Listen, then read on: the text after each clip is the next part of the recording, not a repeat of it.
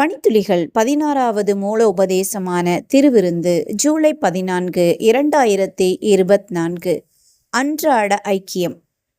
ஸ்தோத்திரம் பண்ணி அதை பிட்டு நீங்கள் வாங்கி புசியுங்கள், இது உங்களுக்காக பிற்கப்படுகிற என்னுடைய சரீரமாயிருக்கிறது, என்னை நினைவு கூறும்படி இதை செய்யுங்கள் என்றார். 1 கொரிந்தியர் 11:24. ரொட்டி சுடுவதன் மூலம் மக்களை ஒன்றிணைக்க போலாந்தின் புட்கா அடுமனை முயற்சிக்கிறது. சிறு அடுமனை பணியாளர்கள்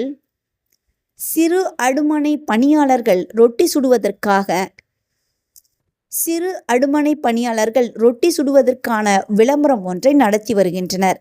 அந்த பிரிவினர் வெறுப்பு பேச்சுக்கு ஆளாகிறாங்க. ஆனால் அவங்க சுடுகிற ரொட்டி மற்ற ரொட்டி போலவே சுவையாகத்தான் இருக்கும் என்கிற செய்தியை தெரிவிப்பதே அந்த முயற்சியின் நோக்கம். கால் கழுவுதல், உண்ணுதல், குடித்தல் போன்ற அடையாளங்களை இயேசு தேர்ந்தெடுக்க காரணம் அவை அன்றாட நடைமுறைகளாக இருந்ததாகும். தங்களுடைய நல்ல அனுபவங்கள் அனைத்தையும் தேவனே கொடுக்கிறார் என்பதை அறிந்து இந்த அடையாளங்கள் மூலம் மக்கள் ஒருவரோடொருவர் ஐக்கியமாக இருக்க முடியும். அப்பத்தை பிற்பதும் திராட்சரசத்தை ஊற்றுவதும் கிறிஸ்துவின் தியாகத்தை நினைவுபடுத்துவதால இந்த ஐக்கியம் உண்டாகிறது. இந்த நோக்கத்திற்காகவே அந்த ஒழுங்கு என்பதை பவுலின் சொற்கள்ல காணலாம். நாம் பிற்கிற அப்பம் கிறிஸ்துவினுடைய சரீரத்தின் ஐக்கியமாய் இருக்கிறதல்லவா என்று 1 கொரிந்தியர் 10:16 எழுதுகிறார்.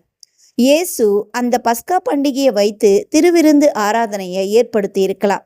அவருடைய தியாக பலியானது நம்மை பாவத்தில் இருந்தும் மரணத்தில் இருந்தும் விடுவிக்கிறது. இந்த விடுதலை பற்றி விவரிக்கும் போது இயேசு இவ்வாறு கூறினார்: என் மாம்சத்தை புசித்து என் இரத்தத்தை பானம் பண்ணுகிறவனுக்கு நித்திய ஜீவன் உண்டு, நான் அவனை கடைசி நாளில் எழுப்புவேன் என்று யோவான் 6:54 கூறுறாங்க. என்று யோவான் 6:54 இயேசு கூறுகிறார். அவர் இந்த வார்த்தைகளை உருவகமாக சொன்னார். பின்னர் அது ஒரு சடங்காக மாறவிருந்தது. அவருடைய வார்த்தையை ஆராய்வது, நம் வாழ்வின் ஒவ்வொரு கணத்தையும் அவர் தாங்குகிறார் என்பதை நினைவில் கொள்வது ஆகிய அனுபவங்கள் மூலம் நாம் அவருடன் ஒன்றிணைய முடியும் என்பதை நாம் புரிந்து கொள்ள வேண்டும் என்று அவர் விரும்பினார். இன்றைய செயலில் காட்டுங்கள்.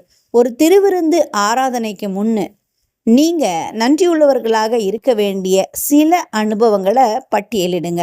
இன்றைய ஆழமான ஆராய்ச்சிக்கு 1 கொரிந்தியர் 11:20, 1 கொரிந்தியர் 10:21, அப்போஸ்தலர் 20:7 கொடுக்கப்பட்ட வசனங்களை ஆழமா தியானியுங்க. இந்த நாள் உங்களுக்கு இனிய நாளாய் இருக்கட்டும்.